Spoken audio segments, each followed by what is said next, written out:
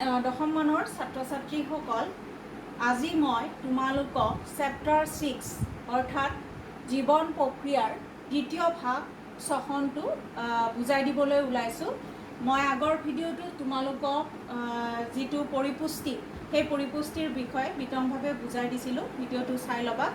তাৰ পিছৰখিনি অৰ্থাৎ ছখন জীৱন প্ৰক্ৰিয়াটো মই আজি তোমালোকক বুজাই দিম। তোমালোকেও বুজিবলৈ চেষ্টা কৰিবা আৰু যিবিলাক ইম্পৰ্টেণ্ট সেইবিলাক তোমালোকে লিখি ল'বা। গতিকে প্ৰথম চোৱা, যিটো ছখন, এই ছখনটো হয় কেনেকৈ, হয়নে নহয়? ছখন বুলি কওঁতে সাধাৰণতে জাৰণ ঘটে।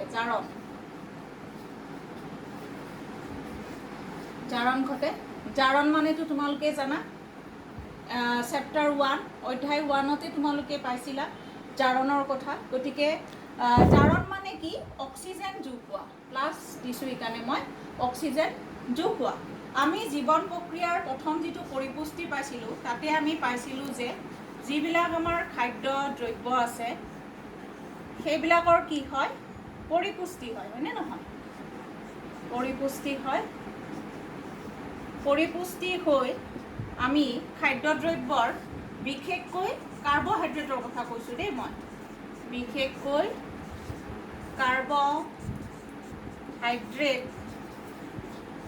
কাৰ্বহাইড্ৰেট জাতীয় খাদ্যৰ কথা কৈছোঁ ইয়াতে। পৰিপুষ্টিৰ ফলত সি কি উৎপন্ন হ'ব? পৰিপুষ্টিৰ ফলত সি গ্লুক'জ হ'ব। গ্লুক'জ সৰল অণুলৈ ৰূপান্তৰিত হয়। এই গ্লুক'জ অণুটো কি হয়? তোমাৰ অক্সিজেনৰ লগত লগ লাগে। অক্সিজেনৰ লগত লগ লাগি সি কি উৎপন্ন কৰিব? তোমাৰ কাৰ্বন ডাই অক্সাইড, পানী আৰু প্ৰচুৰ পৰিমাণৰ শক্তি উৎপন্ন কৰিব। কেনেকৈ অক্সিজেনৰ লগত গ্লুক'জ লগ লাগে বা অক্সিজেনটো ক'ৰ পৰা আহে, কেনেকৈ আহে, এইখিনি আমি পিছত বিতংভাৱে আলোচনা কৰিম। সাধ্যহতে এইখিনি অলপ জানি লোৱা। ছখনটো কি হয়? ছখনত কি হয়? সাধাৰণতে ছখনত জাৰণ ঘটে, আৰু জাৰণ ঘটিলে কি হয়? অক্সিজেন যোগ হয়। আৰু যিটো আমি খাদ্যদ্ৰব্য খাওঁ, সেই খাদ্যদ্ৰব্যৰ যেতিয়া পাচন প্ৰক্ৰিয়া আৰম্ভ হয়, যিবোৰ কাৰ্বহাইড্ৰেট জাতীয় খাদ্য আছিল সেইবিলাক গ্লুক'জলৈ ৰূপান্তৰিত হয়। মই আগৰ ভিডিঅ'টোত তোমালোকক দেখাইছিলোঁ কেনেকৈ গ্লুক'জ অণুলৈ ৰূপান্তৰিত হয়। আৰু সেই গ্লুক'জটোৱে অক্সিজেনৰ লগত লগ লাগি কাৰ্বন ডাই অক্সাইড, পানী আৰু শক্তি উৎপন্ন কৰে। গতিকে এতিয়া তোমালোকে ইয়াৰ পৰা লিখিব পাৰিবা। ছখন চোৱা, ছখনৰ সংজ্ঞাটো জনাটো দৰকাৰ। যি প্ৰক্ৰিয়াৰ দ্বাৰা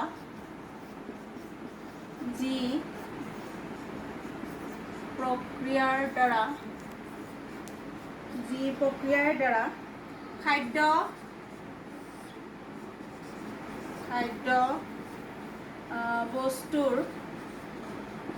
বস্তুৰ জৈৱ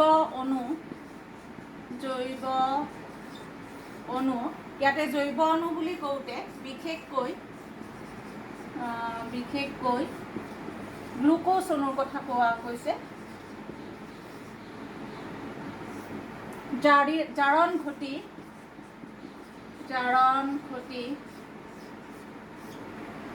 ঘটি কাৰ্বন ডাই অক্সাইড, মই হেৰিত লিখিছোঁ, সংকেতত লিখিছোঁ, পানী আৰু শক্তি উৎপন্ন হয়।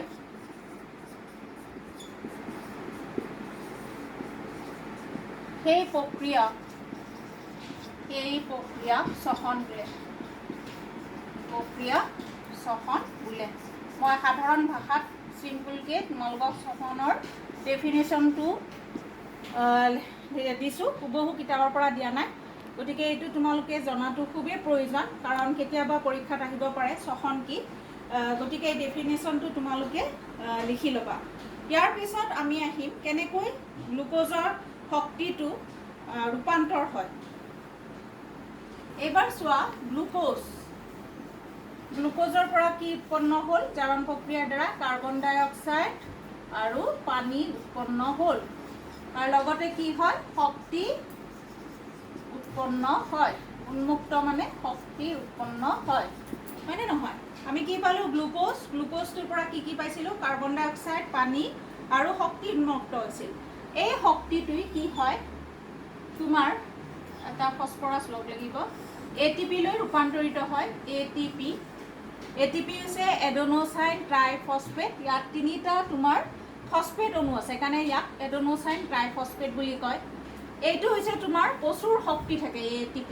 গতিকে এই শক্তিখিনি ক'ত ব্যৱহাৰ হ'ব, তোমাৰ বিভিন্ন ধৰণৰ জৈৱিক প্ৰক্ৰিয়াবিলাক যেনে পেশীয় সংকোচন, তাৰপিছত প্ৰজনন বা ৰেচন প্ৰক্ৰিয়া আদিত ব্যৱহাৰ হ'ব। হৈ কিনে ই যেতিয়া ব্যৱহাৰ হ'ব খৰচ হ'ব, হয়নে নহয়? শক্তিটো খৰচ হ'লে ই ATP লৈ ৰূপান্তৰিত হ'ব। আৰু এই ATPটোক যেতিয়া আৰু ATP লৈ ৰূপান্তৰিত হ'ব যেতিয়া আৰু শৰীৰৰ শক্তিৰ প্ৰয়োজন হ'ব, কি হ'ব, এই ফসফৰাছৰ লগত এই ATPটো যোগ হ'ব। এই প্লাছ দিছোঁ সেইকাৰণে ফসফৰাছৰ লগত লগ হ'ব, লগ হৈ আৰু ATP লৈ উৎপন্ন হ'ব। এনেদৰে অনবৰতে আমাৰ শৰীৰত এই প্ৰক্ৰিয়াটো চলি থাকে। ঠিক আছে, নেক্সট চাবা শ্বসন কাক বোলে আমি ইতিমধ্যে গম পালোঁ। এতিয়া শ্বসনৰ প্ৰকাৰ, এইটো কিহৰ ওপৰত নিৰ্ভৰ কৰি কৰা হৈছে, অক্সিজেনৰ উপস্থিতিত নে অক্সিজেনৰ অনুপস্থিতিত সংঘটিত হয়। সেই অনুযায়ী ইয়াক দুটা ভাগত ভাগ কৰা হৈছে শ্বসন। এইটো ভেৰি ইম্পৰ্টেণ্ট। ইয়াতে চাবা দুটা ভাগত শ্বসনটো ভাগ কৰা হৈছে। এটা হৈছে তোমাৰ নাম্বাৰ 1 অবাত শ্বসন, অবাত শ্বসন, আৰু নাম্বাৰ 2 আমি ক'ব পাৰোঁ সবাত শ্বসন বা সবাত শ্বসন, যেনেকৈ কোৱা। এই দুটা ভাগত ভাগ কৰা হৈছে। পৰীক্ষা তোমালোকৰ আহে অবাত শ্বসন কাক বোলে, সবাত শ্বসন কাক বোলে, ইয়াৰ পাৰ্থক্য আহে, অবাত আৰু সবাত শ্বসনৰ পাৰ্থক্য আহে। ভেৰি ইম্পৰ্টেণ্ট এইটো বুজি ল'লেহে তোমালোকে লিখিব পাৰিবা। এতিয়া ফাৰ্ষ্ট আমি অবাত শ্বসন আৰু সবাত শ্বসনৰ যিটো পাৰ্থক্য সেইটো লিখি দিলে বুজি পাবা। এতিয়া আমি অবাত শ্বসন আৰু সবাত শ্বসন দুটা ভাগত মই ভগাইখিনি লিখি দিছোঁ তোমালোকক। পৰীক্ষাটো আহি থাকে, 3 মাৰ্কছ আহে যে অবাত শ্বসন আৰু সবাত শ্বসনৰ মাজত প্ৰভেদ লিখা 3 মাৰ্কছ থাকে। নাম্বাৰ 1ত আমি দিব পাৰোঁ যে এই শ্বসনটো ক'ত হয়, নিম্ন শ্ৰেণী জীৱৰ ক্ষেত্ৰত হয়। নিম্ন শ্ৰেণী জীৱৰ ক্ষেত্ৰত হয়।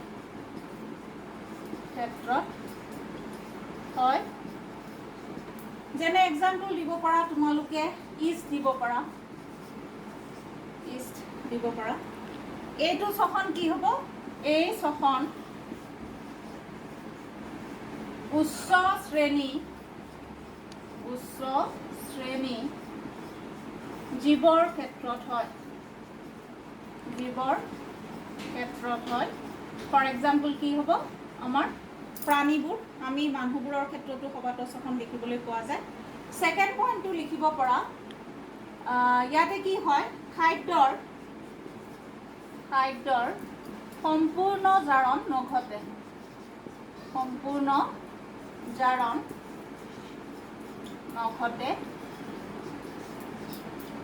হৈছে। আৰু ইয়াতে লিখিব পৰা খাদ্যৰ সম্পূৰ্ণ জাৰণ ঘটে। দুটা পইণ্ট লিখিলোৱে। সকলোতকৈ ইম্পৰ্টেণ্ট পইণ্টটো হ'ল যে ই অক্সিজেনৰ অনুপস্থিতিত হয়।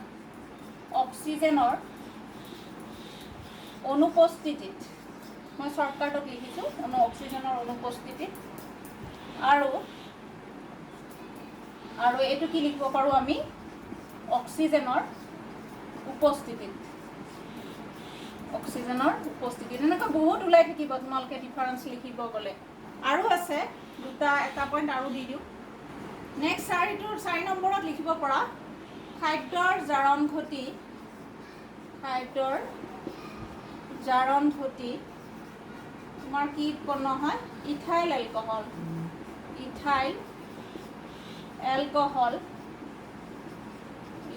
এলকহল, লেক্টিক এচিড উৎপন্ন হয়।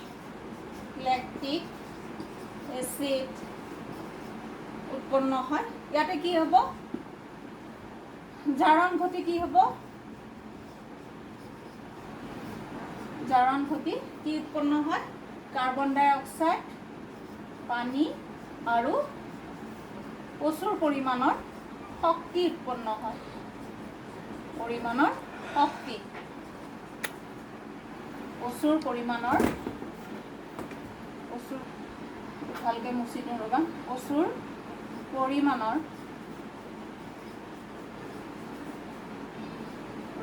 শক্তি উৎপন্ন হয়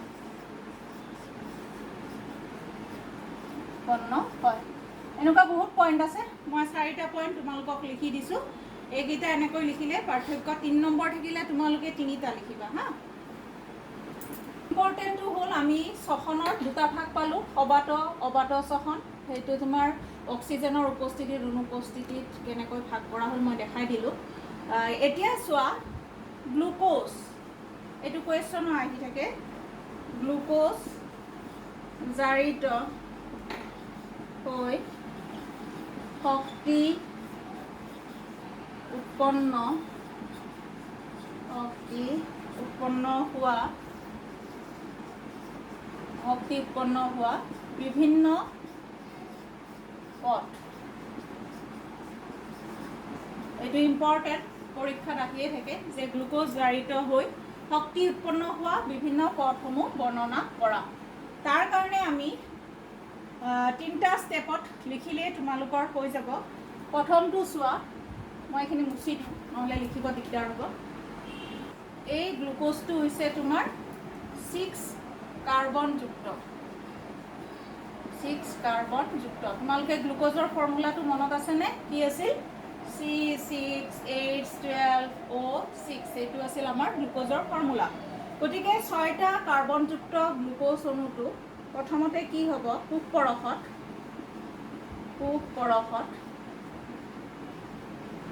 আৰু এটা কথা যে যিটো অবাত শ্বসন আছিল সেইটো তোমাৰ কোষ পৰশত সংঘটিত হয় আৰু সবাত শ্বসনটো তোমাৰ মাইটকণ্ড্ৰিয়াত সংঘটিত হয় সেইটো পইণ্টটো তোমালোকে লিখিব পাৰা এতিয়া চোৱা 6 কাৰ্বনযুক্ত গ্লুক'জটো কোষ পৰশত কি হ'ব পাইৰুভেটলৈ ৰূপান্তৰিত হ'ব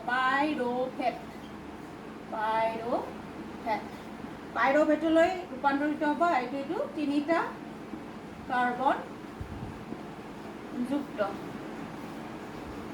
কাৰ্বনযুক্ত এতিয়া চোৱা এইটোত আৰু তুমি অক্সিজেনৰ অনুপস্থিতিত 3টা ষ্টেপ পাবা ইয়াতে আমি লিখিলোঁ 6টা কাৰ্বনযুক্ত গ্লুক'জ কোষ পৰশত কি হ'ব পাইৰুভেট হ'ব 3টা কাৰ্বনযুক্ত হ'ব প্ৰথম ষ্টেপটোত কি হ'ব প্ৰথম ষ্টেপ যিটো আছে অক্সিজেনৰ অনুপস্থিতিত কি হ'ব ইজ কোষত তোমালোকে জানা ইজ কোষত অক্সিজেনৰ অনুপস্থিতিত হয় কি উৎপন্ন হ'ব মই ইয়াতে তলত লিখি দিওঁ কাৰণ এইখিনি জোৰা নাই কি উৎপন্ন হ'ব তোমাৰ এইটো ইয়াতে লিখি দিছোঁ ইথাইল এলকহল আৰু প্লাছ কাৰ্বন ডাই অক্সাইড উৎপন্ন হ'ব লগতে কি হ'ব কিছু পৰিমাণৰ শক্তিটো কিন্তু তোমাৰ কিছু পৰিমাণৰহে উৎপন্ন হ'ব হৈছে নেক্সট ষ্টেপটো হ'ব 2 নম্বৰ ষ্টেপটো হ'ব তোমাৰ অক্সিজেন কম হ'লে ইয়াতে আৰু এটা কথা ক'ব লগা আছে অক্সিজেনৰ অনুপস্থিতিত এইটো নিম্ন শ্ৰেণীৰ ক্ষেত্ৰত দেখা যায় যিটো অবাত শ্বসন বুলি কোৱা হয় ইজ কোষত হ'লে ইয়াক সুৰা কিম্বন বুলি কোৱা হয় তোমালোকৰ পৰীক্ষাত কিম্বন প্ৰক্ৰিয়া কাক বোলে বা তোমালোকক সমীকৰণ লিখিব দিলে তোমালোকে এইখিনি লিখিব লাগিব আৰু সুৰা কিম্বনত উৎপন্ন হোৱা তোমাৰ দ্ৰব্য কেইবিধ হৈছে ইথাইল এলকহল লগতে কাৰ্বন ডাই অক্সাইড আৰু কিছু পৰিমাণৰ শক্তি উৎপন্ন হয় এতিয়া চোৱা নেক্সট ষ্টেপটো 2 নম্বৰটোত চোৱা অক্সিজেন যদি কম হয় কি হ'ব অক্সিজেন কম হ'লে কি উৎপন্ন হ'ব এইটো ক'ত হয় পেশী কোষত হয়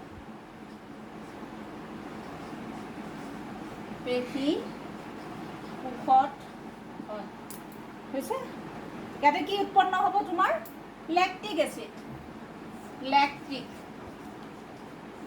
এচিড উৎপন্ন হ'ব হ'ল লেক্টিক এচিড আৰু লগতে কি উৎপন্ন হ'ব ইয়াতে কাৰ্বন ডাই অক্সাইড উৎপন্ন নহয় পেশী কোষত যেতিয়া হ'ব তেতিয়া কি হ'ব লেক্টিক এচিড উৎপন্ন হ'ব আৰু লগতে শক্তি উৎপন্ন হ'ব কম পৰিমাণৰ শক্তি দেই কম পৰিমাণৰ শক্তি উৎপন্ন হ'ব আৰু এই পেশী কোষত কেতিয়া হয় যেতিয়া আমি মানুহে দৌৰো ধৰা বা কিছু কষ্টকৰ কাম কৰোঁ তেতিয়া আমাৰ শৰীৰত কি হয় পেশীবিলাকৰ হীৰামুৰি ধৰে আৰু সেই হীৰামুৰি ধৰিলে আমাৰ তোমাৰ এই যিটো অক্সিজেন কম হ'লে হয় আৰু এইটো জাৰণ ঘটি আমাৰ কি হয় লেক্টিক এচিড আৰু শক্তি উৎপন্ন হয় পৰীক্ষাত আহে মানুহৰ হীৰামুৰি ঘটিলে কি উৎপন্ন হয় সেইটো হৈছে lactic acid very important third ষ্টেপটো মই লিখি দিওঁ নেক্সট থাৰ্ড ষ্টেপটো আমাৰ কি আছিল অক্সিজেনৰ উপস্থিতিত এইবাৰ আমি আগৰকেইটা অনুপস্থিতিত পাইছিলোঁ এটা কম উপস্থিতিত পাইছিলোঁ ইয়াতে কি হ'ব থাৰ্ড ষ্টেপত অক্সিজেনৰ উপস্থিতিত কি হ'ব তোমাৰ কি উৎপন্ন হয় কাৰ্বন ডাই অক্সাইড পানী আৰু প্ৰচুৰ পৰিমাণৰ শক্তি উৎপন্ন হয় এইটো আছিল আমাৰ তোমাৰ কি কয় জাৰণ প্ৰক্ৰিয়া বিভিন্ন প্ৰথা অৰ্থাৎ গ্লুক'জ যিটো এইটো গ্লুক'জ আছিল এই গ্লুক'জ জাৰিত হওঁতে আমাৰ সংঘটিত হোৱা বিভিন্ন প্ৰথা বা ষ্টেপবোৰ যদি পৰীক্ষাত আহে তেনেহ'লে এনেদৰে লিখিব লাগিব কিতাপত তোমালোকৰ দিয়া আছে এইটোত 5 মাৰ্কছৰ কুৱেশ্যন আহে ভেৰি ইম্পৰ্টেণ্ট ঠিক আছে এইবাৰ আমি নেক্সটটোলৈ আহোঁ যদি চাওঁ উদ্ভিদৰ ক্ষেত্ৰতো কি হয় তোমাৰ শ্বসন হয় হয়নে নহয় উদ্ভিদৰো শ্বসন হয় আৰু সেই শ্বসন প্ৰক্ৰিয়াটো কি হয় কাৰ জৰিয়তে হ'ব তোমাৰ পত্ৰৰন্ধ্ৰ তাৰপিছত বাতৰন্ধ্ৰ বা মূলৰ সহায়তো হয় কেতিয়াবা গতিকে এইকেইটাক তুমি কি ক'ব পাৰা শ্বসন অংগ বুলি ক'ব পাৰা উদ্ভিদৰ শ্বসন অংগ কেইটা আছে এইকেইটা তোমালোকে পত্ৰৰন্ধ্ৰত মনতে আছে আমি পাত এটা ডায়েগ্ৰাম আঁকিলে গম পাওঁ আগৰ ক্লাছত দেখাই দিছিলোঁ কেনেকুৱা কিছুমান পত্ৰৰন্ধ্ৰ থাকে আৰু সেই পত্ৰৰন্ধ্ৰৰ দ্বাৰাই কি হয় কাৰ্বন ডাই অক্সাইড আৰু অক্সিজেন ব্যাপন প্ৰক্ৰিয়াৰ দ্বাৰা কি হয় আদান প্ৰদান হয় ব্যাপন প্ৰক্ৰিয়াৰ দ্বাৰা আদান প্ৰদান ঘটে আৰু এটা কথা মনত ৰাখিবা দিনৰ ভাগত কি হয় যিহেতু সালোকসংশ্লেষণ প্ৰক্ৰিয়া ঘটে গতিকে দিনৰ ভাগত বেছি কাৰ্বন ডাই অক্সাইড উলিয়াই নিদিয়ে গছে কিন্তু ৰাতিৰ ভাগত যিহেতু সালোকসংশ্লেষণ প্ৰক্ৰিয়া নঘটে সেইকাৰণে কি হয় কাৰ্বন ডাই অক্সাইড বেছিকৈ উলিয়াই দিয়ে এইখিনি আছিল উদ্ভিদৰ শ্বসন এইবাৰ আহোঁ আমি মানুহৰ শ্বসন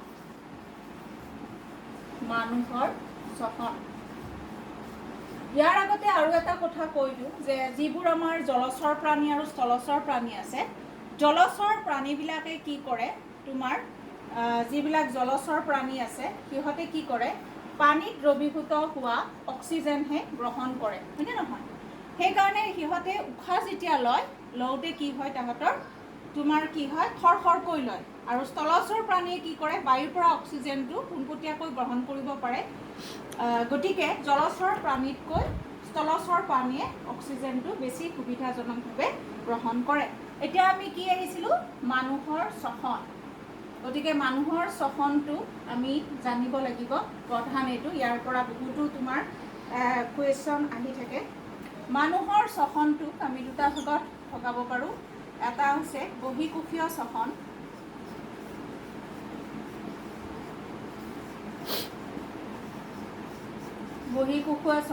আৰু এটা হ'ল অন্তঃকোষীয় শ্বসন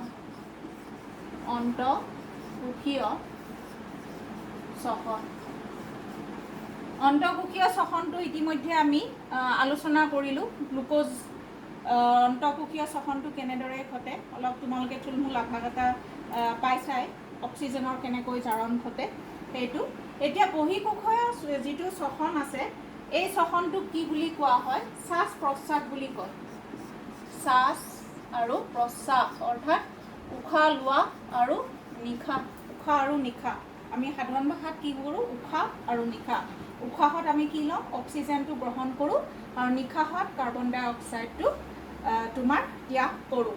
এতিয়া আমি এটা এটা ভাগকে এইটো বুজাই দিম। বহিকোষীয়া শ্বসনটো চোৱা।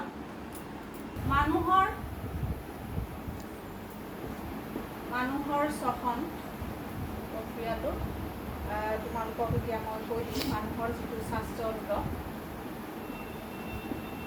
ইয়াতে এই ডায়েগ্ৰামটো চালে তোমালোকে গম পাবা। এইখিনি তোমাৰ এইটো হৈছে লেৰিংছ, হয়নে? তাৰপিছত তোমাৰ এনেকৈ আহিব ৰাসনলী, আহি তাক কথা ক'ব, এনেকৈ ভাগ হ'ব, হৈ কিনে এনেকৈ আৰু মাথাত ভাগ হ'ব। মই এনেই থুলমূলকৈ আঁকি দিছোঁ দেই, ইমান ভাল হোৱা নাই।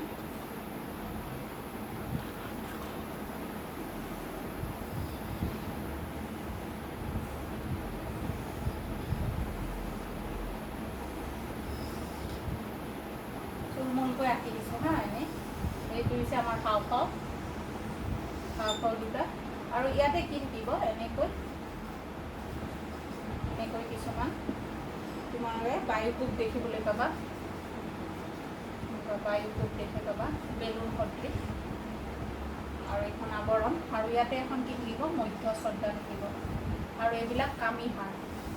আমাৰ বুকুখন চালে তোমালোকে জানা কামিহাড় থাকে, এনেকুৱা কামিহাড় আছে। গতিকে এইটোত চালে তোমালোকে গম পাবা যে আমি যেতিয়া উশাহ লওঁতে কি হয়, আৰু আগতে এইখিনি লিখি লওঁ, এইটোক কি বুলি কয়, এইটো হৈছে তোমাৰ শাখা, এইটো হৈছে শাখা শৃংখল, শাখা শ্বাসনলী, শাখা শ্বাসনলী। আৰু তোমাৰ এইটো হৈছে শাখা শ্বাসনলী, আৰু এইডাল হৈছে শ্বাসনলী, শাখা শ্বাসনলী। আৰু এইবিলাক হৈছে বায়ুকোষ, এইবিলাক হৈছে কামিহাড়। আৰু ইয়াতে কি থাকে, কিছুমান তোমাৰ এনেকুৱা ৰক্তকেশিকা থাকে, ৰক্তকেশিকা বাহিৰৰ ফালে দেখিবলৈ পাবা। আৰু এইখন হৈছে ভেৰি ইম্পৰ্টেণ্ট, মধ্যছদা।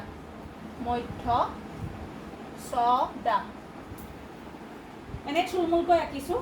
এতিয়া চোৱা, তোমাৰ যেতিয়া আমাৰ শ্বাস প্ৰশ্বাসটো চলে, যেতিয়া শ্বসন প্ৰক্ৰিয়া আমি শ্বাস প্ৰশ্বাস উশাহ লওঁতে কি হয়, আমাৰ যিটো নাসাৰন্ধ্ৰ আছে, এইটো নাক আছে, এই নাকৰ মাজেৰে কি হয়, এইখন হৈছে মুখ, নাসাৰন্ধ্ৰৰ মাজেৰে কি হয়, বায়ুটো সোমাই যায়।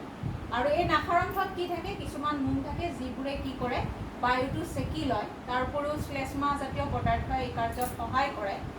এই কি হ'ব, এনেকৈ তোমাৰ ভিতৰলৈ বায়ুটো সোমাই আহি কিনে তোমাৰ এনেকৈ গ্ৰাহনলী পাৰ হৈ লেৰিংছ পাব।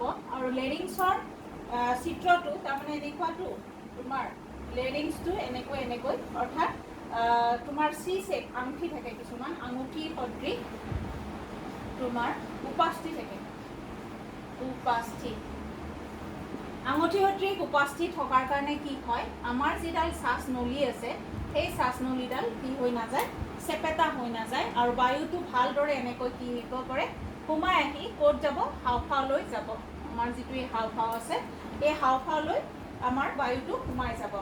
আৰু বায়ুটো সোমাই লোৱাৰ লগে লগে ইয়াতে দুটা প্ৰক্ৰিয়া হয়। যেতিয়া আমি উশাহ লওঁ, নিজে তোমালোকে চোৱা, যেতিয়া উশাহ লওঁ, আমাৰ যিটো বক্ষ গহ্বৰ আছে, তাতে কি হয়, আমাৰ কামিহাড়বোৰ সম্প্ৰসাৰণ ঘটে।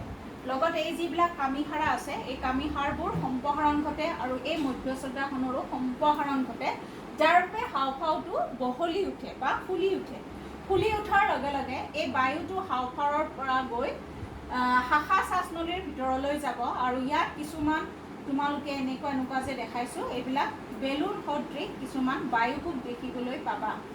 বেলুন সদৃশ, বেলুনে কি কৰে, ফুলি দিলে, শুকাই দিলে ফুলি উঠে। ঠিক সেইদৰে বায়ুটো সোমোৱাৰ লগে লগে এই বায়ুকোষবিলাক ফুলি উঠে, আৰু ই কি কৰে, বায়ুটো গ্ৰহণ কৰে। বায়ুটো গ্ৰহণ কৰাৰ লগে লগে কি হ'ব, এনেকুৱা যে দেখাইছোঁ, অৰ্থাৎ বায়ুকোষবিলাক যে এনেকুৱা দেখাইছোঁ, আমি এনেকুৱা দেখুওৱা নাই। কাৰণটো কি, যে এই বায়ুকোষবিলাক যিমানে এনেকুৱা হ'ব, তাৰ কি হ'ব, এনেকুৱা হ'লে বায়ু সেৱনৰ, অৰ্থাৎ বায়ু সি বেছিকৈ গ্ৰহণ কৰিব পাৰিব, অৰ্থাৎ ঠাইখিনি তাৰ বহলি যাব, হয়নে নহয়? তাৰপিছত কি হ'ব, ইহঁতে কি কৰিব, অক্সিজেনটো কি কৰিব, ই গ্ৰহণ কৰি কিনে ইয়াৰ যিটো বায়ুকোষৰ কাষত যিবিলাক তোমাৰ ৰক্তকেশিকা আছে, সেই ৰক্তকেশিকাই লৈ ল'ব। এই ৰক্তকেশিকা আছে, ৰক্তকেশিকাই অক্সিজেনটো গ্ৰহণ কৰি ল'ব আৰু সেই অক্সিজেনটো ৰক্তকেশিকাই ক'লৈ পঠাই দিব, তেজলৈ পঠাই দিব। তেজলৈ পঠোৱাৰ পিছত কি হ'ব তোমাৰ, এইখিনিত লিখি দিওঁ, তেজলৈ পঠোৱাৰ পিছত কি হ'ব, তেজলৈ আহিল, তেজৰ সোঁতলৈ আহিল, তেজৰ সোঁতলৈ অহাৰ পিছত ইহঁতে কি হ'ব, তেজত যি কোষ আছে সেই কোষে কি কৰিব, তেজৰ কোষত তোমালোকে জানা হিমোগ্ল'বিন থাকে, কোষত কি থাকে, হিমোগ্ল'বিন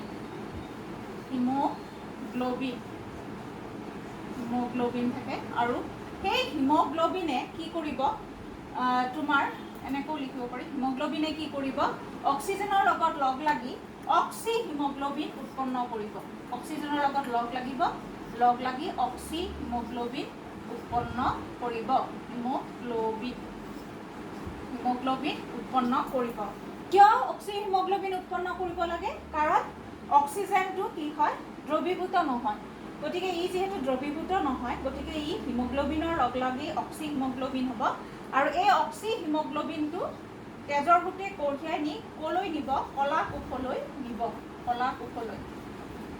আৰু কলা কোষ পোৱাৰ লগে লগে কি ঘটিব, ডায়েগ্ৰামটো এতিয়া মই মুচি দিওঁ, যাব আৰু সেই কলা কোষত কি হ'ব তোমাৰ, কলা কোষলৈ যেতিয়া যাব তেজটো অক্সি হিমোগ্ল'বিনটো ভাঙি যাব। অক্সি হিমোগ্ল'বিন ভাঙি যাব, ভাঙি কিনে ইহঁতে কি উৎপন্ন কৰিব, অক্সিজেন আৰু হিমোগ্ল'বিন উৎপন্ন কৰিব। অক্সিজেন প্লাছ হিমোগ্ল'বিন উৎপন্ন কৰিব। হিমোগ্ল'বিন উৎপন্ন কৰিব আৰু অক্সিজেন আৰু হিমোগ্ল'বিন যেতিয়া ভাগ হৈ যাব তেতিয়া কি হ'ব, যিহেতু তোমাৰ কলা কোষৰ